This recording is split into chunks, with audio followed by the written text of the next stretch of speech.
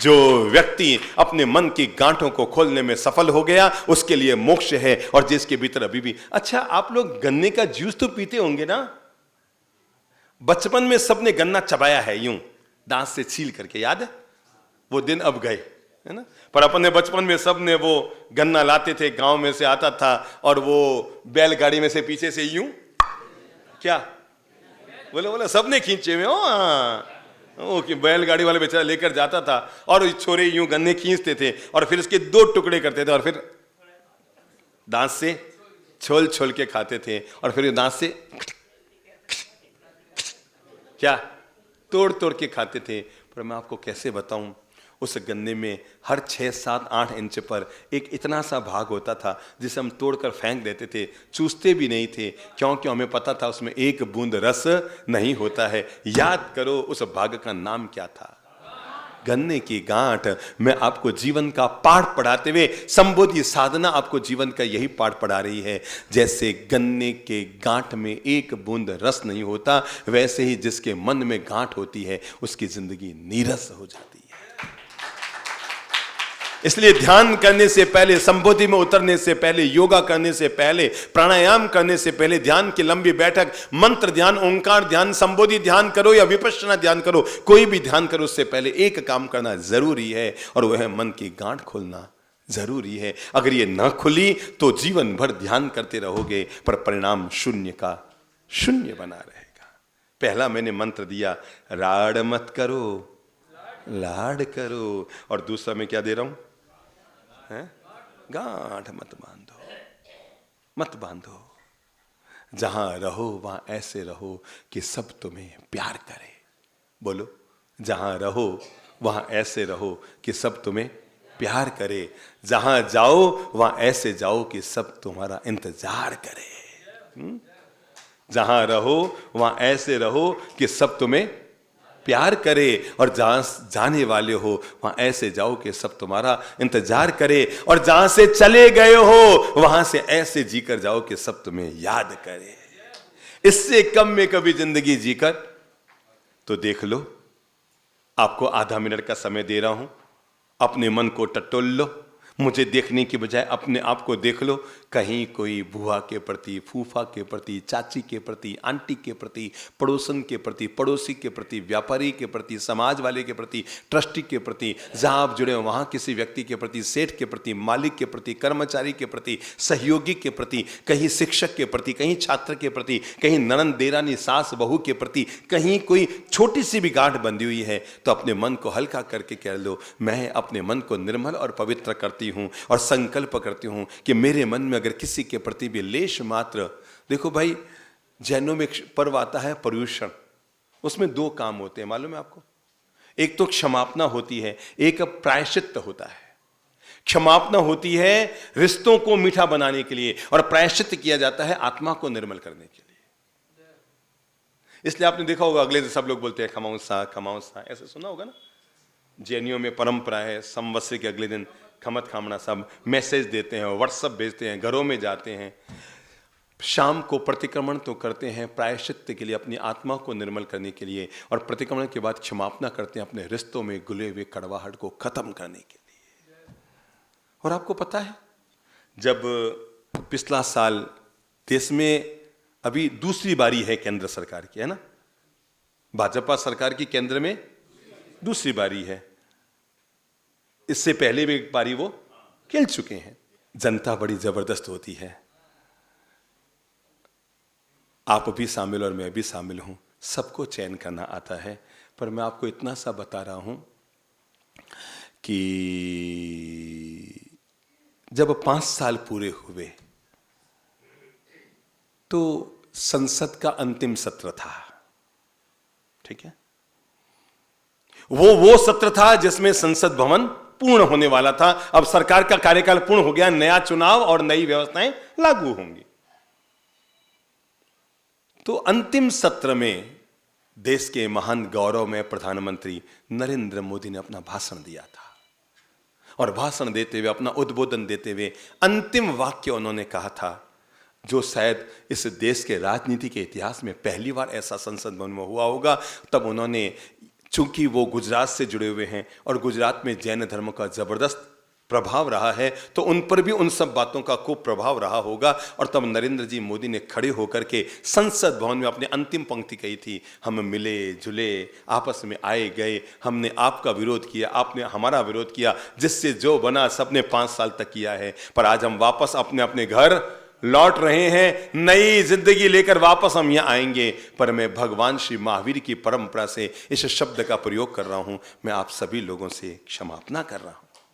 क्या कर रहा हूं? क्षमापना कर रहा हूं। हमारे किसी वचन व्यवहार ने आप में से किसी का दिल दुखाया हो तो मैं क्षमा मांगता हूं।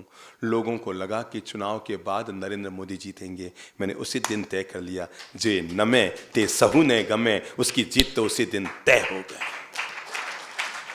गुजरात में एक बड़ी प्यारी सी कहावत है, जे नमे ते सहू ने गमे। इसका मतलब आप समझ गए? मैं आपको बता दूं, गुजराती मारवाड़ी में ज्यादा फर्क नहीं होता है। जिसके घर में 1 किलो लोट यानी आटा, 1 किलो आटे में 30 रोटी बनती है और आटा खत्म, उसका नाम मारवाड़ी। जिसके घर में 1 किलो आटे में 50 रोटी बन जाए तब भी आटा बचा रह जाए, उसका नाम गुजराती। बस एना नहीं, વધારે के फर्क नहीं, ठीक है ना? समझ लो, 1 किलो लोट એટલે આટા, तो 1 किलो लोट में जे 30 रोटी थाय तो एनो नाम શું? मारवाड़ी। और रोट आटो खत्म थी जाए, और जिसके घर में 1 किलो आटे में 50 रोटी बन जाए तब भी आटा, इसका मतलब हाँ, तो इससे ज्यादा गुजराती मारवाड़ी में फर्क नहीं होता। पर वाक्य बड़ा जोरदार है, जे नमे ते सहू ने गमे। शादी के पहले लड़का बोलता है गुजराती में, तारा वगर मने फावतू नथी। શું? फेरा खाने से पहले क्या बोलता है? तारा वगर मने फावतू नथी। एनो मतलब શું? तेरे बिना भी क्या, बिल्कुल इसी का गुजराती में है ये, तारा वगर मने फावतू नथी। और शादी के 3 साल बाद क्या बोलता है? तारा जोड़े मने फावतू नथी। तब कहता है तेरे बिना जी नहीं सकता, फिर कहता है तेरे साथ में जी नहीं सकता। मैंने कहा ना, जिंदगी मोड़ लेती रहती है, लेकिन इस मुड़ती हुई जिंदगी में अगर इंसान दूसरा तीसरा ये संकल्प कर ले, मैं कभी भी किसी के प्रति भी क्या गांठ नहीं बांधूंगा। पक्का फैसला कर लो, आज माफ कर दो, ठीक है? माफी मांग लो। ये 2 इतने महान मंत्र हैं जीवन जीने के, जो हजार हजार खुशियों से जिंदगी को भर सकते हैं। अगर किसी अरबपति के मन में वैर की गांठें चल रही है तो दुनिया का सबसे दुखी आदमी है, और कोई कंगालपति भी अपने मन को बड़ा निर्मल खुश कर चुका है, वो दुनिया का सबसे अमीर आदमी है। मैंने कई कोठियों में नरक को पलते हुए देखा है, और मैंने कई कुटियाओं में स्वर्ग को पलते हुए देखा है। किसी करोड़पति की जिंदगी में हमेशा खुशियों के पल रहे, यह संभव नहीं है, और किसी गरीब की जिंदगी में हमेशा दुख ही भरा रही है, संभव नहीं है। इसलिए देख लो, टटोल लो, खुद को पहचान लो, चीन लो। कहीं भूल चुक कर किसी किराएदार के आप रहकर आए थे, किसी किराएदार बनकर आप रहकर आए थे, किसी ऑफिस में आप रिटायर्ड होकर आ गए, और किसी से आपका कोई रह गया है। आज अपने मन को निर्मल कर लो। खामे में सव्वे जीवे, सव्वे जीवा खमन तुम्हें, मित्ति में सब भूएसु वैरंग मजंग न के नहीं। खामे में सव्वे जीवे, मैं सभी जीवों से क्षमा मांगता हूं, और सभी जीव मुझे क्षमा कर दे। मैं अपनी पत्नी से भी क्षमा मांगता हूं, मैं अपने बच्चों से भी क्षमा मांगता हूं, मैं अपने पड़ोसी से भी क्षमा मांगता हूं, मैं अपने साला साली से भी क्षमा मांगता हूं, मैं अपने व्यापारियों से भी क्षमा मांगता हूं, मैं अपने शिष्यों और गुरुजनों से भी क्षमा मांगता हूं, मैं अपने जो मेरे परिचित लोग हैं उनसे भी क्षमा मांगता हूं, क्योंकि पता नहीं किसी के साथ मेरी कब गांठ बंध जाए। भगवान श्री महावीर का एक प्यारा आगम है जिसका नाम है कल्पसूत्र। क्या नाम है? कल्पसूत्र।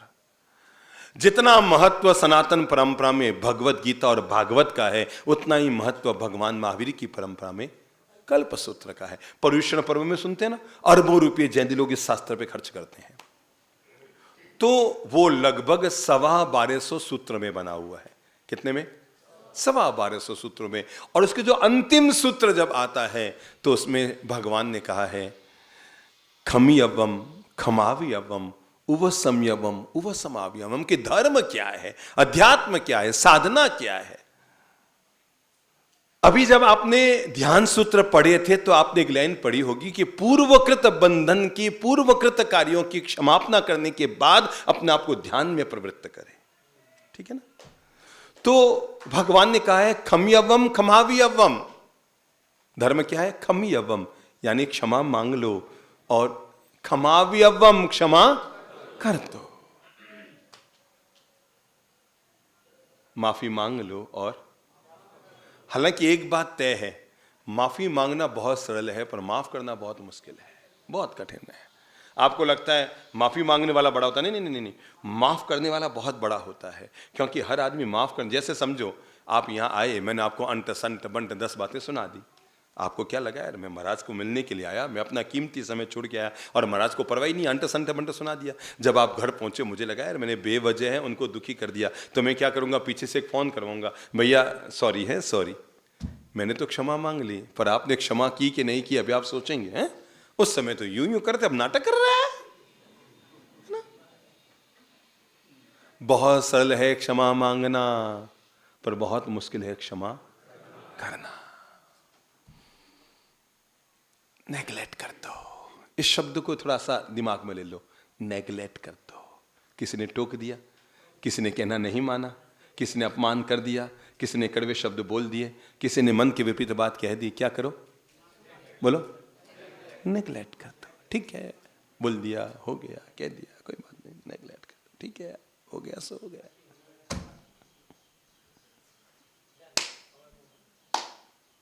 होना था सो हो गया। आप जितना जल्दी इसे नेगलेक्ट करेंगे आप उतने सुखी रहेंगे। ठीक है, कोई बात नहीं, हो गया, बोल दिया, कोई बात नहीं। छोटी छोटी बातों को जो हमारी पकड़ने की आदत है ना, ये हमारे दुख का मूल कारण है। पति पत्नी में तकरार बढ़ने का मूल कारण है छोटी छोटी बातों को पकड़ लेना। मतलब ऐसा लगता है कि हम घर में प्रेम करने के लिए नहीं बैठे हैं, घर में हम एक दूसरे की कमियां निकालने के लिए बैठे हैं। कब ये कुछ करे और मैं पकड़ूं और इसको बताऊं, और उसको लगता है कब ये कुछ करे मैं पकड़ूं और बताऊं। पूरी जिंदगी में सिर्फ लग जाती है। आपको पता है पति पत्नी जीवन में एक ही काम करते रहते हैं, एक दूसरे को सुधारने में लगे रहते हैं, और दोनों फेल हो जाते हैं। आज तक हुआ क्या, कोई पत्नी अपने पति को सुधार पाई?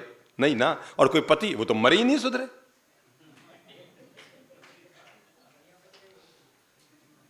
संबोधि सुधारने की कला नहीं, संबोधि सुधरने की कला है। बस मंत्र जीवन में नोट कर लो, संबोधि सुधारने की यात्रा नहीं,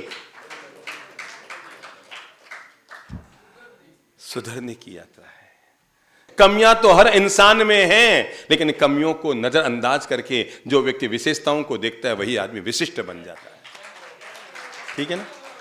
तो आज से सुधारना बंद और सुधरना शुरू। तो मैंने कहा चौथी बात ध्यान रखो, कभी भी गांठ मत बांधो, छोटी मोटी बातों को क्या कर दो, नेगलेक्ट कर दो। माफी मांग लो या माफ कर दो। अगर आप जवान हैं तो गुस्से को मंद कर लो, और बूढ़े हैं तो बंद कर लो, सुखी रहोगे। जवानी में क्या करो, मंद कर लो, और बुढ़ापे में बंद कर लो। गुस्सा आए तो रुक जाओ, और गलती हो तो झुक जाओ, आप जीवन में हमेशा लाभ में रहोगे। बोल लो सभी लोग, गुस्सा आए तो और गलती हो तो, गुस्सा आए तो और गलती हो तो, गुस्सा आए तो और गलती हो तो। बस अगर आपने 2 काम कर लिया, आप आने वाले 10 घंटे को मीठा बनाने में सफल हो जाएंगे। गलती हुई तो आई एम सॉरी। क्षमा मांगने में, क्षमा करने में कभी ज्यादा हठ मत करो। पता नहीं मैं अपने मुंह से बात कहूं कि नहीं कहूं, मुझे कब ये लग जाए कि किसी बच्चे का भी मेरे कारण दिल दुख गया है, मैं प्रेम से 10 कदम आगे जाऊंगा। बेटा आई एम सॉरी, मेरे कारण आपका मन दुखा, मेरे ऐसे भाव नहीं थे, मेरी सोच अच्छी थी, पर पता नहीं कौन सा ऐसा योग बना कि वातावरण अशुभ बन गया। I am sorry. मैं सच कहता हूं, जैसे ही आप सॉरी कह के विनम्र हो जाएंगे, आपका मन बहुत हल्का हल्का हो जाएगा। जैसे आप सुबह सुबह गर्मी के मौसम में ठंडे पानी से नहाकर बाथरूम से बाहर आते हैं तो कैसे तरोताज़ा महसूस करते हैं, अगर आप वैसे ही गलती होने पर सॉरी कह देंगे, आप अपने मन को बहुत हल्का और तरोताज़ा महसूस करेंगे। सच्ची कहता हूँ। हमेशा तरोताजा महसूस करेंगे। अगर आप कर सकते हैं, मैं छोटे छोटे अब 1-2 मंत्र 1-1 मिनट में, आधा मिनट में मंत्र दे रहा हूं, और वो इन मंत्रों को जोड़ लो। और वो है, अगर हो सके तो प्लीज अपने मिजाज को थोड़ा सा ठंडा रखो, कूल कूल। क्या? खुद को प्रेरित करो। हे जीवड़ा, कब तक गुस्सा करता रहेगा? भगवान श्री कृष्ण किसी की 99 गलतियों को माफ कर सकते हैं, और भगवान श्री महावीर अपने कान में कीले ठुकवा सकते हैं। दोनों घटनाएं ध्यान में ना।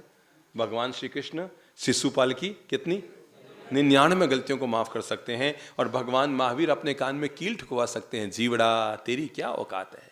अपने घर जाए ना तो एक स्केच पेन मोटा वाला लीजिएगा, एक बड़ा कागज लीजिएगा, और उस पर अपने हाथ से लिख दीजिएगा, हे जीव अब तो शांत रहे। क्या? हे जीव अब तो शांत रहे। हो गया, बोल लिया, चिल्ला लिए, चीख लिए, गुस्सा करना था सो कर लिया, एक दूसरे के लिए नेगेटिव होना था सो हो गया। अब तो अपने मन को अच्छा बना ले। अगर कर सकते हो तो जरूर करो। और वो है, अपने मिजाज को थोड़ा ठंडा रखते हुए, छोटी मोटी बातों को नेगलेक्ट करते हुए, या तो माफी मांग लो या माफ कर लो। अगर आप कर सकते हैं तो एक मंत्र और जोड़ लो, और वो है, जीवन में थोड़ा सा हर सेकंड मुस्कुराने की आदत डाल लो। मुंह लटका कर मत बैठो, मुंह चढ़ा कर मत बैठो, मुंह फुला कर मत बैठो। कैसे बैठो? मुस्कुरा कर बैठो। अच्छा, एक बात तय है, मुस्कुराते हुए आप गुस्सा नहीं कर पाएंगे। जैसे राम और काम एक जगह पर नहीं रहते हुए, वैसे मुस्कान और गुस्सा एक जगह पर नहीं रह सकते। अगर आपके मुस्कुराने की आदत पड़ेगी तो क्रोध अपने आप शांत हो जाएगा। ठीक है? छोटी छोटी गतिविधियों के आधार पर अगर अपने मन को आप बार बार अशांत करते रहेंगे तो सोचो जीवन को शांति से कैसे जी पाएंगे। फिर तो आपका रिमोट दूसरों के हाथ में हो गया। ये बल्ब जलेगा कि बुझेगा, इसका एक स्विच है। आप मुस्कुराएंगे कि मुरझाएंगे, इसके 100 स्विच आपने लोगों को बांट रखे हैं। कभी सास टेढ़ी बोली तो आप मुरझा गए, कभी पिता पति मीठा बोला तो आप मुस्कुरा गए, फिर पिता अगर चिल्लाए तो आप मुरझा गए, फिर बच्चे मीठे बोले तो आप मुस्कुरा गए। दिन में 100 बार मुस्कुराने का स्विच भी लोगों के हाथ में है, और दिन में 100 बार मुरझाने का स्विच भी लोगों के हाथ में है। हमसे अच्छी हालत इस ट्यूबलाइट की है, एक स्विच है जो इसे ऑन ऑफ करता है। हमें तो 1000 स्विच है जो ऑन ऑफ करते हैं, है ना? मुस्कुराने की आदत डाल लो।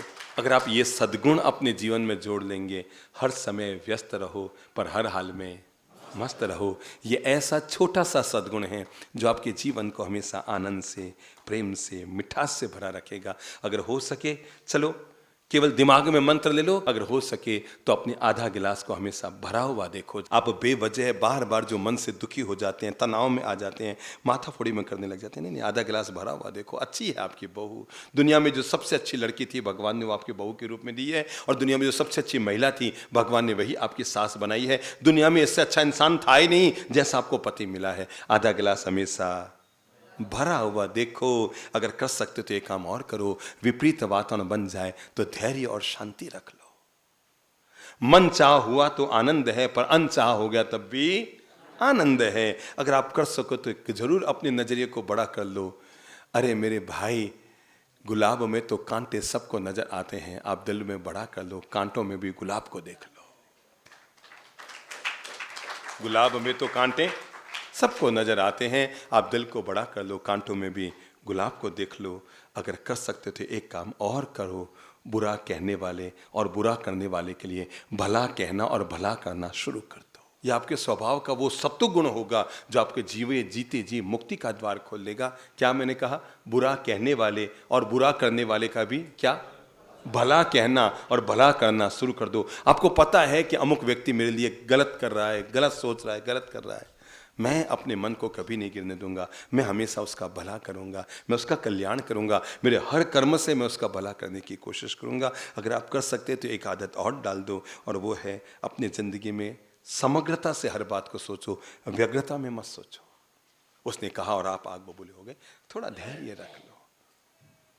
एक काम करो ना, वो जो होता है ना पंचांग, जिसमें वो होता है ना, क्या कहते हैं वो, चौगड़िया, बस तो चौगड़िया देख के गुस्सा किया करो, ठीक है ना? अगर आपने लाभ के चौगड़े में गुस्सा कर लिया तो वो काल सर्प योग बन जाएगा, और काल सर्प योग में भी आपने शांति रख ली तो अमृत सिद्धि योग बन जाएगा। आपको लगता है ना काल सर्प योग है, अभी रोग का योग है, अभी शोक है, अभी अलाभ है, अभी चल का चौकड़िया, अभी बिगड़ा हुआ चौकड़िया है, आप शांति और प्रेम रख लेना, वो चौकड़िया आपको पार लगा देगा। अंतिम बात कहकर आप लोगों को खड़ा कर रहा हूं, वो है जिंदगी में जब भी किसी की देखो अच्छाई देखो, भूल चूक कर किसी की बुराई मत देखो। हम कौन होते हैं किसी की कमियां निकालने वाले? हमें कौन सा हक है किसी की बुराई करने का? हमें कौन सा हक है किसी का बुरा करने का? मैंने कहा ना, यहां तो हर चीज लौट कर आती है, इसलिए नियम बना लो। मैं आज के बाद जब भी देखूंगा किसी की अच्छाई देखूंगा। हर चीज के दो पहलू होते हैं मेरे भाई, अच्छे पहलू भी होते हैं और गलत पहलू भी होते हैं। तय आपको करना है कि आप कौन से पहलू से जीते हैं। अच्छा पहलू देखेंगे तो अच्छा बन जाएंगे, और गलत पहलू देखेंगे तो आप खुद गलत बन जाएंगे। अपने स्वभाव में ये सत्वगुण आज से जोड़ लो। मैं जब भी देखूंगा अच्छा देखूंगा, जब भी सोचूंगा अच्छा सोचूंगा, जब भी बोलूंगा अच्छा बोलूंगा, और जब भी करूंगा अच्छा करूंगा। आप सभी साथियों के लिए हमारा मंगल प्रेम है। आज